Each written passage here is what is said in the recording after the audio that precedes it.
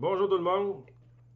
On va faire une petite capsule à soir qui va parler de concepts politiques. Avant même de commencer à développer chaque article du programme, point par point, je me suis aperçu en jasant avec les gens qu'il y a des notions de base en politique qui sont mal comprises, qui ne sont pas maîtrisées.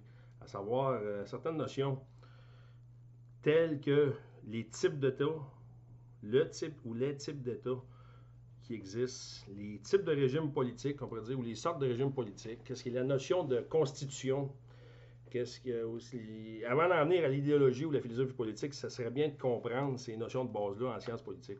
Donc, on va commencer tout de suite. Un type d'État, qu'est-ce que c'est qu'un type d'État? Il y en existe trois présentement. En tout cas, les plus familiers qu'on peut retrouver là, dans les États modernes. C'est-à-dire, tu as l'État unitaire. Un État unitaire, c'est un État où il y a un seul État, donc, ça le dit, un État unitaire, comme en France, on va dire. Ça veut dire que le gouvernement qui exerce le pouvoir au sein de cet État-là exerce toutes ou occupe toutes les responsabilités. Tous les champs de compétences, c'est un seul gouvernement au sein d'un seul État qui l'exerce. C'est-à-dire, que ce soit la défense, la monnaie, les banques, que ce soit la diplomatie, dire, les relations extérieures, que ce soit la santé, l'éducation, ou bien terre à terre, les municipalités ou les communes, un petit peu comme en France. Ça, on appelle ça un État unitaire, un seul gouvernement. Il y a une élection, peu importe le régime politique là, qui exerce ce pouvoir-là, mais il y a un seul palier de gouvernement, c'est l'État central ou unitaire. Ensuite, on a les États fédéraux, style comme au Canada, style comme aux États-Unis, comme en Russie, c'est des fédérations. Une fédération, ce que ça mange en hiver, si on peut dire, c'est que tu as deux paliers de gouvernement. Tu as un gouvernement central qui occupe des.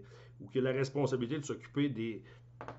Les champs de compétences qui sont plus globales ou qui rejoignent les entités qu'on pourrait appeler les paliers inférieurs. Comme exemple, au Canada, on a l'armée. L'armée, c'est le fédéral qui s'occupe de ça. Les banques, c'est le fédéral qui encadre, qui a la responsabilité de s'occuper des banques. Les affaires autochtones, c'est le fédéral. Les passes, c'est un petit ministère, mais il reste que c'est le fédéral qui s'occupe de ces compétences-là. Tandis que le palier inférieur, on appelle les États fédérés, tels les provinces, on les appelle les provinces, mais ça reste un État fédéré, la définition, on pourrait dire, scientifique, en guillemets. Bon, eux, ils s'occupent de paliers qui sont, de responsabilités, je veux dire, qui sont plus proches de la population. Le social, ça peut être la santé, comme ici au Canada, les provinces ou les États fédérés s'occupent de la santé, s'occupent de l'éducation, les transports locaux. Donc ça, c'est un type d'État qu'on appelle fédéral. Et il y a l'État confédéral qui est plus rare, comme la Suisse, si je ne m'abuse, où ce que ça se trouve être les États qui sont en soi souverains, si on peut dire, et qui délèguent certaines responsabilités à l'État central.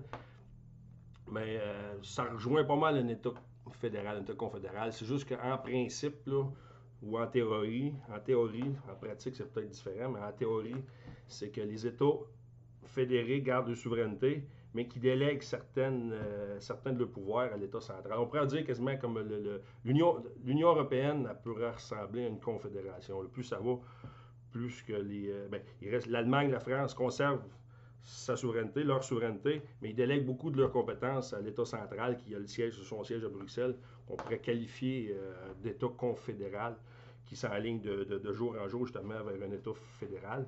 Donc ça, c'est pour la question des types d'États, la notion de type d'État. Juste en passant de même faire un aparté. Moi, en tant que nationaliste, moi, je pourrais être un nationaliste fédéraliste, mais je suis un nationaliste indépendantiste. Donc, dans le programme, on l'expliquera plus tard lorsqu'il arrivera le temps de parler du programme, le Parti nationaliste chrétien est indépendant, c'est un parti indépendantiste. Indépendantiste, encore là, c'est une notion politique, c'est sur le plan justement politique.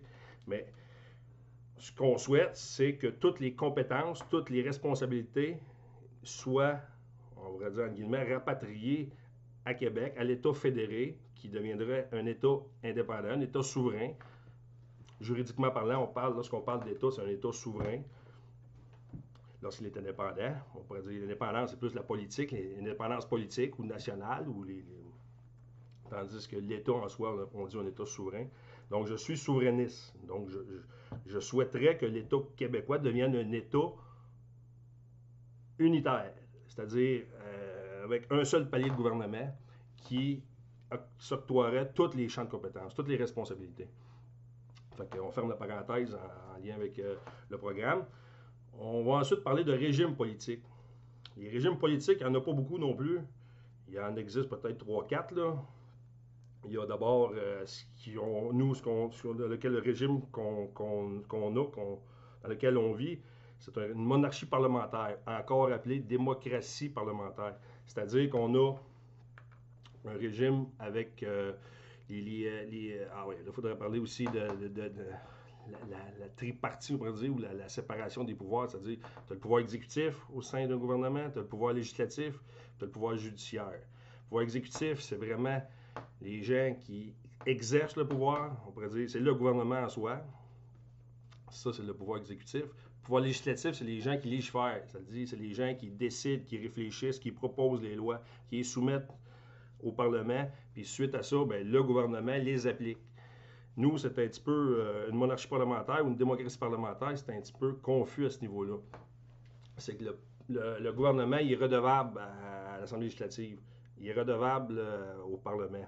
Si le Parlement vote contre les décrets ou les lois que le gouvernement décide, mais le gouvernement tombe, donc on retourne à l'élection. Tandis qu'en France, qui est un régime présidentiel, on n'a pas encore parlé, mais un régime présidentiel, c'est juste que aux États-Unis, qui est un régime présidentiel, mais la France est plus semi-présidentielle, mais on va regarder juste les États-Unis. Un régime présidentiel, c'est que les élections, les Américains élisent le président, qui est le pouvoir exécutif, qui est le gouvernement. Lui, il nomme ses ministres ou ses secrétaires, qu'il appelle eux, qui ne sont pas élus, puis ça forme son gouvernement. Tandis que les législateurs, ensuite, lorsqu'ils décident des lois, il faut que ça passe à l'Assemblée, ou eux, ce qu'ils appellent le Capitole, le Congrès et le Sénat, qui eux aussi, ça c'est le législatif, qui eux aussi sont élus via des élections indépendantes et à part. Si ces lois ne sont pas acceptées au législatif, le gouvernement, c'est-à-dire le président, lui n'est pas imputable devant le législatif, donc il peut poursuivre sa gouvernance, même si ses lois sont renversées. Ça, c'est un régime présidentiel. Ensuite, ouais, c'est ça, le régime semi-présidentiel, c'est un peu plus confus, mais ça, on ne rentrera pas là-dedans. En France, c'est différent.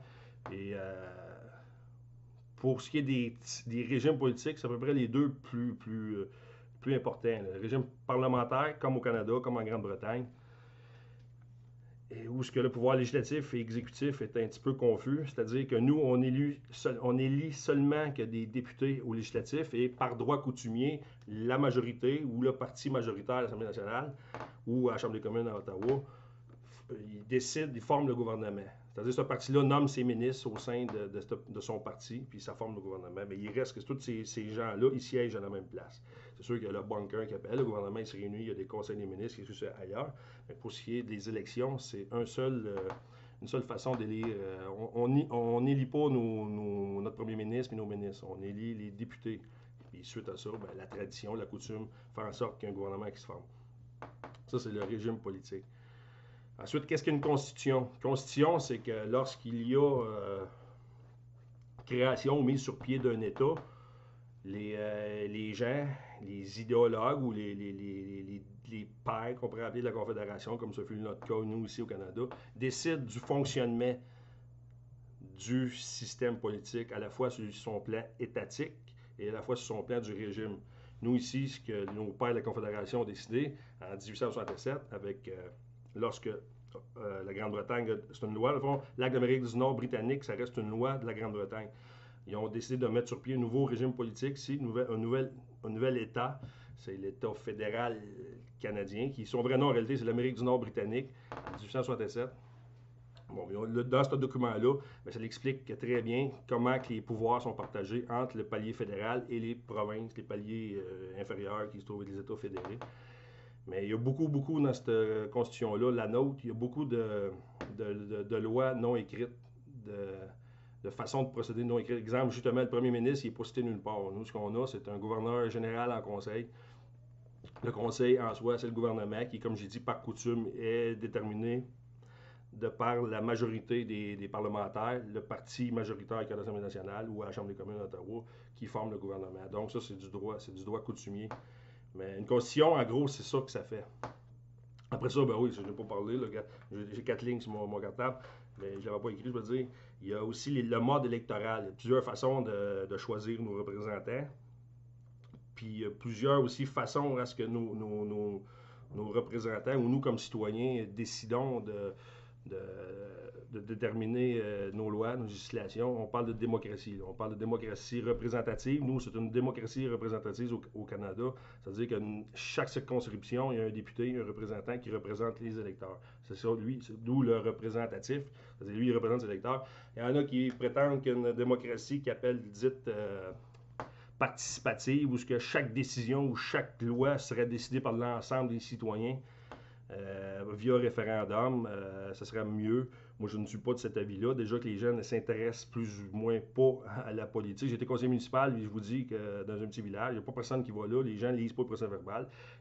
La mentalité des gens, c'est que dans la semaine, le soir, ils arrivent à la maison, finissent de travailler, s'occupent des enfants, s'occupent, fait les devoirs, fait les lunchs pour le lendemain, écoutent le petit bonhomme à la télévision, puis ils vont se coucher, tu sais, ou ils vont faire des activités, ils vont s'entraîner, peu importe ce qu'ils font, mais les gens, ils ne s'intéressent pas de jour après jour. Les gens ne sont pas informés.